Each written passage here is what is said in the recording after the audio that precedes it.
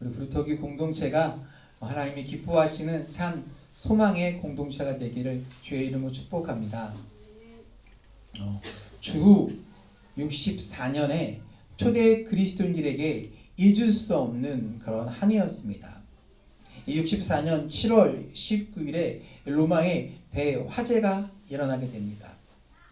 로마 거의 전역에 영향을 줄 만큼의 큰 화재였습니다.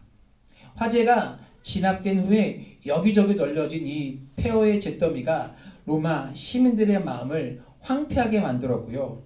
로마 시에서는요, 악성 루머가 떠돌기 시작했습니다. 그것은 당시 로마의 황제였던 네로가 술에 취해서 자신의 가뭄을 돋구기 위해서 로마시를 방화했다는 것입니다. 이 소문은요, 굉장히 많이 퍼져갔고 네로는 이 소문을 잠잠케 하려고 백방으로 노력을 했지만 거두지 못하자 로마는요, 결국 이 사건을 잠재울 만한 이슈, 희생양을 찾기 시작했습니다. 그래서 그 희생양으로 등장한 것이 바로 그리스도인들입니다. 곧이어 그리스도인들에 대한 체포명령이 내려지게 되었고요. 여기저기 피비린이라는 처형이 시작되게 되었습니다. 그래서 살아남은 그리스도인들은요, 우리가 잘 알고 있는 카타콤이라는 동굴로 숨어들기 시작했고, 적지 않은 수의 그리스도인들은요, 로마를 떠나서 목숨을 보존하기 위해서 해외 여러 지역, 특히 소아시아 지역으로 흩어지게 되었습니다.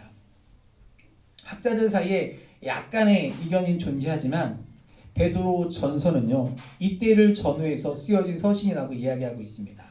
그래서 베드로 전서 4장 12, 13절 이렇게 말씀하고 있습니다.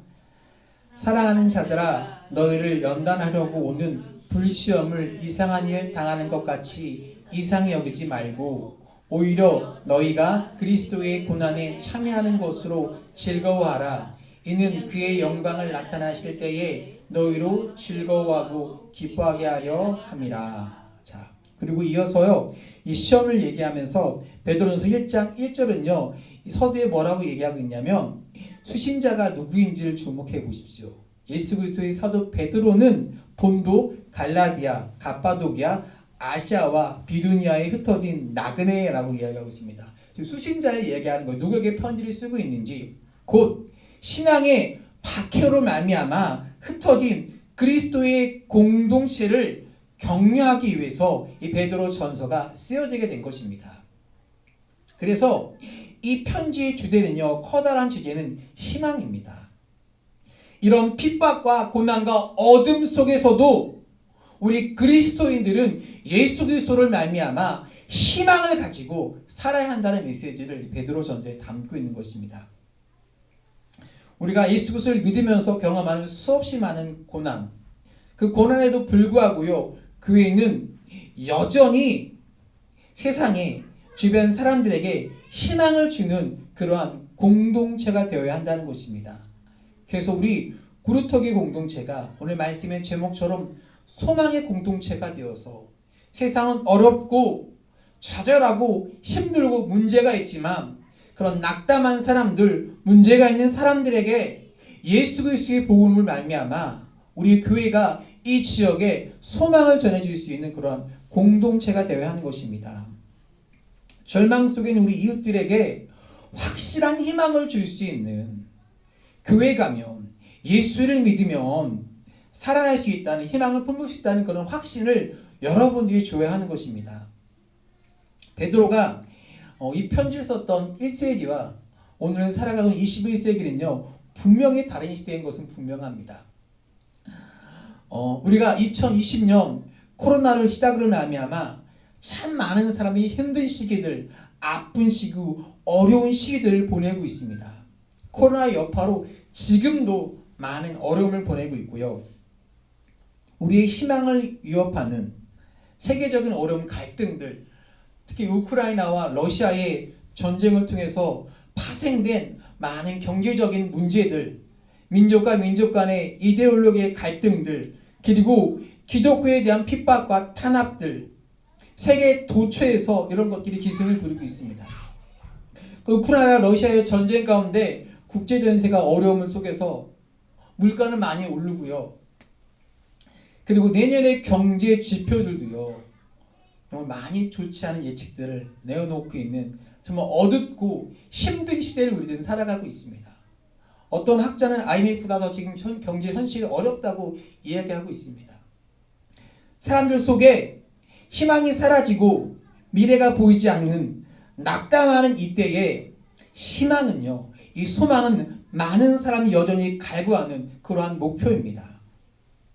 그렇다면 눈앞에 보이는 절망적인 세상의 희망을 갖고 살아갈 이유가 무엇입니까?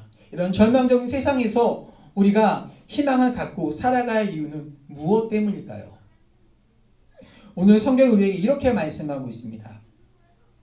오늘 3절에 이렇게 말씀하고 있어요. 3절 한번 볼게요. 우리 주 예수 그리스도의 아버지 하나님을 찬송하리로다. 그의 많으신 긍휼대로 예수 그리스도를 죽은 자 가운데서 부활하게 하심으로 말미암아 우리를 거듭나게 다 산 소망이 있게 하시며, 우리가 이런 세상 가운데서 희망을 가질 이유는 무엇이냐면 첫 번째 뭐라고 이렇게 이야기하고 있습니다. 뭐라고요? 부활하신 주님의 함께 하심 때문입니다.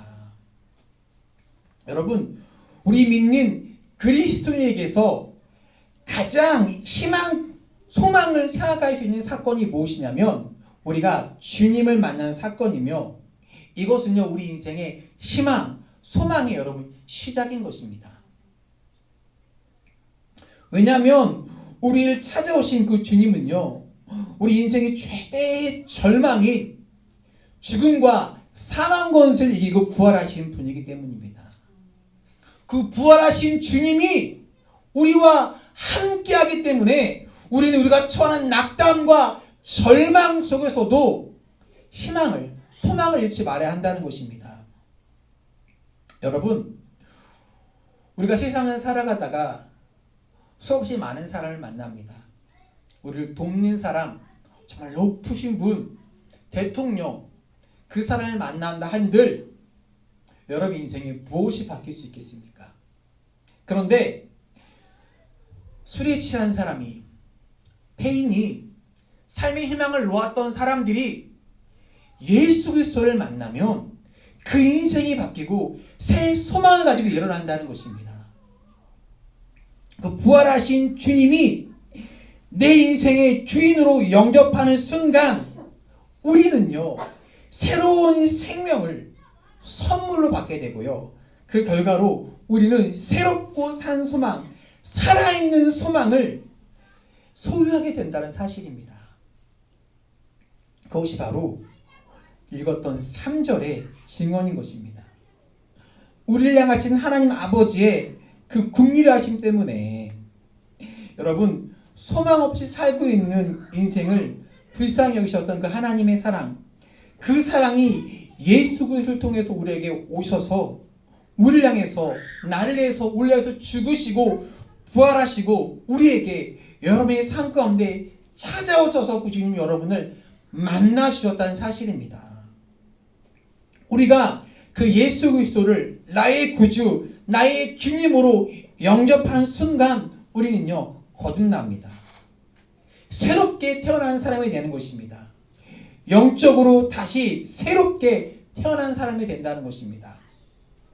우리가 육체적으로 이 세상에 태어날 때는요 누구나 다 죄로 말미암아 절망을 안고 태어나게 됩니다. 그러나 우리가 부활하신 주님을 만나고 거듭난 순간, 새롭게 태어난 순간 우리는요 새 소망을 안고 태어나는 것입니다. 소망이신 부활하신 주님이 우리와 함께하기 때문입니다. 사도 베드로는요 이 소망이 우리가 이 세상을 살아가면서 경험하는 거짓되거나 잠깐 일시적인 소망과 차별하기 위해서 이 소망을 무엇이라고 부르면 3절에 산 소망이라고 부르고 있습니다. 세상에 말하는 그 잠깐의 소망이 아니라, 언제 없을지 모르는 그 소망이 아니라 변하지 않는 영원한 새롭고 산 소망이라고 우리에게 말씀하고 있습니다. 이 소망은요 진지한 소망이고요, 영원한 소망이고요, 죽을 수 없는 살아있는 소망을 여러분 믿으시길 바랍니다. 그래서 우리는요, 예수 그리스도를 만나면 이 소망을 가진 사람이기 때문에 어려운 일을 만날 때, 절망할 때, 낙심할 때, 길이 보이지 않을 때요, 세상 사람들과 다른 차원의 높은 영성을 보여줘야 하는 것입니다. 다름을 보여줘야 하는 것입니다. 아, 저 사람 예수를 믿기 때문에 저 상황 가운데도 소망을 잃지 않는구나. 절망의 상황에서, 죽음의 상황에서 소망을 잃지 않고 하나님을 바라보며 평안함을 가질 수 있구나. 그 다른 차원의 그 높은 영성을, 다름을 여러분이 보여줄 수 있는 그런 소망의 사람이 되기를 축복합니다. 왜? 우리에게는 소망 대신 예수 그리스도가 여러분과 함께하기 때문입니다. 영국의 목공소에서 일하던 가난한 청년이요, 이 전도를 받고 예수님을 영접하게 되었습니다. 갑자기 그의 인생에 소망과 의욕이 넘쳐나기 시작했습니다. 열심히 일한 이 사람은요, 한 10년이 지나고 그의 드디어 가구 제조업을 경영하는 사장이 되었습니다. 이제 이 사람은 돈도 가지게 되었고 명예도 가지게 되었습니다. 어느 날 그가 자기 공장 뒤편에 있는 언덕에 올라가서 산책을 하다가 넓다란 바위를 발견하고 걸터 앉아서 아름다운 마을을 내려다보며 전경을 살펴보고 있었습니다. 근데 갑자기 그의 마음이 밀려오는 행복감을 느끼면서 그가 이런 작은 행복을 누리고 있으면 자기가 걸터 앉은 바위가 자신을 편안하게 받쳐주고 있음을 깨달았습니다. 그리고 그 순간 그에게 자기 인생을 떠받쳐주던 바위 같은 존재가 바로 예수님이라는 사실을 생각하게 되었습니다. 다시 말하면 이 사람의 행복의 근거는 돈도 아니고 안락한 삶도 아니고 명예도 아니고 부활하신 주님이 살아계셔서 자신을 인도하고 계시고 지키고 계시고 함께하는 예수님을 깨달았기 때문입니다. 그리고 그는 그 순간 종이를 꺼내서 시를 쓰기 시작했습니다.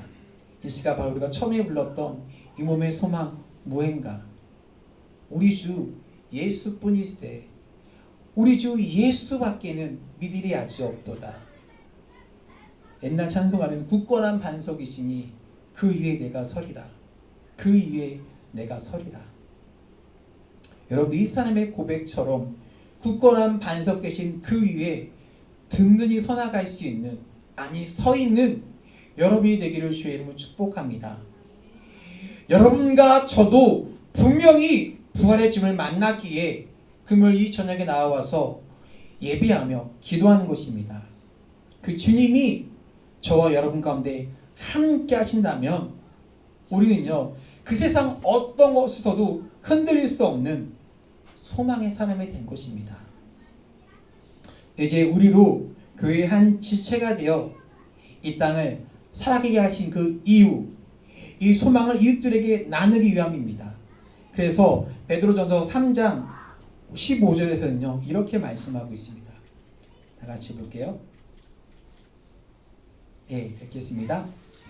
너희 마음에 그리스도를 주로 삼아 거룩하게 하고 너희 속에 있는 소망에 관한 이유를 묻는 자에게 뭐라고요? 대답할 것을 항상 준비하되 온유와 두려움을 하고. 여러분이 예수 그리스도를 주로 삼아 살아가고 있는 그 소망의 이유를 묻는 사람들에게 대답할 걸 항상 준비할 수 있는, 나는 이 부활하신 주님이 나와 함께 하셔서 변함없는 어제나 오늘 영원토록 동행하신 그 주님이 나와 함께 하시고 우리의 산 소망 되시기에 우리는 흔들리지 않는 사람임을 여러분 간증할 수 있는 여러분 되시고 축복합니다. 또한 우리가 이런 소망을 나누기로 살아가기를 결심하면요, 부활하신 주님께서 우리와 함께 하신다고 말씀하셨습니다. 내가 분부한 모든 것을 가르쳐 지키게 하라. 볼지어다 내가 세상 끝날까지 너희와 항상 함께 있으리라. 이 부활하신 주님께서 함께함, 이것만으로 우리에게 가장 진지한 소망의 이유임을 여러분 믿으시길 바랍니다. 여러분, 그 어떤 것도 노마서는요 하나님의 사랑에서 끊을 수가 없다고 말씀하고 있잖아요. 환난이나 기근이나 공고나 핍박이나 적신이나 그 어떤 것도 하나님의 사랑에서 끊을 수 없다고 말씀하고 있습니다. 이것을 믿으시고 여러분 부활의 주님을 말미암아 소망을 갖는 여러분 되시길 축복합니다. 두 번째는 이것입니다. 다 같이 있습니다. 하늘나라의 기업에 예비하신 때문이다. 우리가 소망을 갖고 타락할 또 하나의 이유는요, 주께서 그의 백성들을 위해서 하늘나라의 기업을 예비하셨기 때문입니다. 4절 말씀을 보니까 이렇게 되어 있죠. 썩지 않고 더럽지 않고 쇠하지 아니하는 유업을 있게 하시나니 곧 너희를 위하여 하늘에 간직하신 것이라. 이 하늘나라의 소망이야말로 우리의 가장 확실한 보증의 기업이라는 것입니다. 여러분, 오늘처럼 격동하는 이 시대에 기업 활동하시는 분, 사업체를 운영하시는 분들이 얼마나 우리의 기업들이 유동적이고 불확실한 기초 위에 흔들리고 있는지 여러분 보고 계실 것입니다. 그런데 성경은요, 인간이 가지는 모든 세속적인 희망이 다 그와 같다는 것입니다. 한 세기 전만 해도 정말 굳건하게 서 있었던 그 기업들이요, 어느 순간 흔들리고 역사의 뒤안길로 무너지고 사라질 수 있다는 생각을 해보십시오. 그런데 성경은요, 이 천국의 기업만은 썩지 않고 더럽히지 않고 쇠할 수 없는 기업이라고 말씀하고 있습니다. 왜냐하면 세상의 바람이 흔들어댈 수 없는 하늘에 예비된 기업이기 때문입니다. 우리는 과연 이 소망을, 천국 소망을 가지고 여러분 살아가고 계십니까? 아니면 아직도 썩고 더럽혀질 사라질 것에 마음을 두고 애쓰며 살고 있습니까? 썩어질 거고 사라질 것이라고 이 땅에서 사업체를 운영하시는 집사님들, 성도들에게 의욕을 꺾으려 하는 것은 아니에요. 열심히 해야 합니다. 최선을 다해요.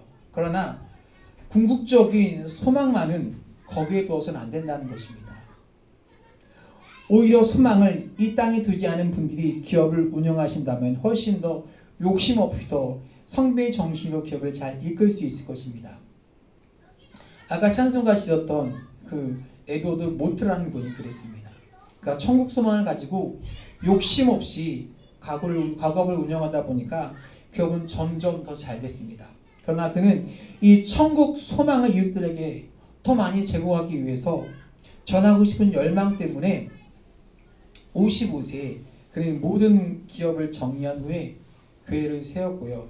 그는 신내교 목사가 되어서 풀타임으로 복음을 전하는 그런 사역자가 되었고요.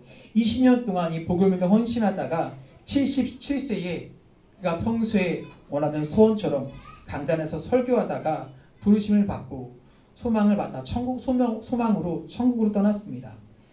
이 찬송가 3절 4절의 가사를 여러분 기억하십니까? 세상이 믿던 모든 것 끊어질 그날 되어도 구주의 언약 미사와 내 소망 더욱 크리니 바라던 천국 올라가 하나님 전에 배울 때 구주의 의를 힘입어 어여치 앞에 서리라. 이런 모든 것이 변하고 사라져버려도 변할 수 없고 사라질 수 없는 천국의 소망, 여러분 이 소망이 있으므로 우리는 고난의 시대를 의연하게 살아갈 수 있는 여러분 되시길 축복합니다. 우리가 마지막으로 이 소망이 하나님을 두고 살아갈 이유는 무엇입니까? 세 번째입니다. 뭐요? 하나님의 능력에 보호하심 때문입니다. 우리가 소망을 갖고 살아갈 또 다른 이유는요, 하나님의 능력이 우리를 보호하고 있기 때문입니다. 여러분, 성도에게 주어진 궁극적인 소망은요, 천국 소망이에요. 그런데 우리가 천국 소망만 가지고 나는 천국의 소망이 있으니까 이 땅에서 고난을 받아도 돼. 옛날에 우리 유교를 지나고 한국 초기의 그 신학이 그런 신학이었어요. 어렵고 힘든 시대에 저 천국을 바라보며 버티고 견디는 신학이었어요. 그런데 이 땅에 우리의 삶이 저 천국 소망만 바라보고 너무 힘들고 어렵다면 우리가 어떻게 이 세상을 살아갈 수 있겠습니까? 우리 주님이 우리가 천국은 보장해 준다면 이 세상에서 우리가 어떠한 태도로 어떠한 모습을 살아가도 그대로 내버려 두시는 분일까요? 아니에요. 그는 우리에게 선물로 주신 우리의 구원을 흔들리지 아니하고 지키시고요. 우리의 믿음과 구원을 하나님의 능력으로 보호하신다는 것입니다. 적어도 오늘 본문에 보면요, 하나님의 능력이 두 가지 측면에서 성도들과 함께 하심을 약속하고 계십니다. 그 첫 번째 뭐냐면 우리의 받은 그 구원이 유지되도록 그의 능력으로 우리를 도와주겠다고 말씀하고 있고요.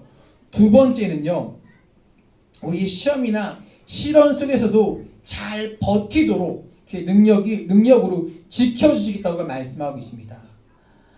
만일 여러분이 받는 그 구원이 언제라도 다시 잃어버릴 수 있는 구원이라면 우리 신앙생활이 얼마나 불안정하고 힘들겠습니까? 그러나 우리 주님은요, 우리에게 영생을 선물하시면서 아무것도 그 무엇도 우리에게 영생의 선물을 빼앗지 못할 거라고 말씀하고 있습니다. 요한복음 10장 28절에 보면요, 내가 너희에게 영생을 주노니 영원히 멸망하지 않을 터이요 또 저희를 내 손에서 빼앗을 자가 없느라고 말씀하고 있습니다. 그 하나님의 손이 우리를 붙잡고 있기 때문에 우리 그 구원을 빼앗을 자가 없다고 말씀하고 있습니다. 또 오늘 보면 5절에서 베드로는요, 너희가 말세에 나타나고 예비하신 구원을 얻기 위하여 믿음으로 말미암아 하나님의 능력으로 뭐라고요? 보호하심을 받았니라고 말씀하고 있어요. 이 말씀이 우리 신학에서 뭐라고 얘기하냐면 영원한 안전이라고 부르면서 여러분 들어보실 거예요. 우리 칼빈의 7대 교리 중에 하나인데 성도의 견인이라는 교리예요. 이게 뭐냐면 하나님의 능력은요, 우리가 이 세상을 살아가는 동안에 우리가 경험한 온갖 시련과 어려움 가운데 버티도록 우리를 도우시고 붙든다는 거예요. 그런데 왜 하나님 우리에게 이 세상을 살아가면서 이런 시련과 힘든과 아픔을 주시고 왜 막아주지 않느냐고 물으면 안 돼요. 그것은 하나님이 비밀이기 때문에 그렇습니다. 그러나 부분적으로 오늘 본문은요, 우리 인생의 장에서 이런 시험이 허락되는 이유는요, 우리의 인격을 연단하기 위해서라고 베드로는 말하고 있어요. 마치 불을 통과한 금이 아름답게 재련되는 것처럼 그 시련을 통해서 우리는 정금같이 우리 인격을 빚어가시는 도구로 쓰신다는 것입니다. 그 과정에서 우리가 좌절하지 않도록 우리를 하나님의 능력으로 끝 하늘나라 갈 때까지 우리를 지키시겠다는 것입니다. 그래서 본문 7절의 말씀에 너희 믿음의 시련이 불로 연단하여 없어질 금보다 더 귀하여 예수 그리스도에 나타나실 때에 칭찬과 영광과 존귀를 얻게 하심이라고 말씀하고 있습니다. 여러분, 바로 이런 하나님의 목적을 깨닫는 순간 우리 시험과 시련 속에서도 기뻐할 수 있는 거예요. 6절 이렇게 말씀하고 있잖아요. 그러므로 읽겠습니다. 그러므로 너희가 이제 여러 가지 시험을 말미암아 잠깐 근심하게 되지 않을 수 없으나 오히려 크게 기뻐하는도다. 여러분 시험 가운데 하나님의 지키심을 말미암아 하나님의 보호하심을 말미암아 여러분 기뻐하십시오. 1세기 그리스도인들은요, 도처에서 핍박을 받으면서도 당시 세상을 이긴 비밀이 바로 이런 하나님의 능력 때문이었습니다. 21세기를 살아가는 이 세상에도 동일한 소망, 동일한 능력이 우리에게 여러분 필요한 것입니다. 어려움이 있죠. 하나님이 아시고요. 하나님이요 지켜주시고 함께 하심을 믿으시길 바랍니다. 우리의 산 소망이신 예수 그리스도를 바라보므로 이 소망을 묻는 자들에게 소망의 이유를 전해주는 예수님의 사람이 되길 주의 이름으로 간절히 축원합니다. 우리 다 같이 하나님 우리의 피난처가 되시며 환난 중에 우리의 힘과 도우심을 찬양하며 우리 기도하며 나아가겠습니다.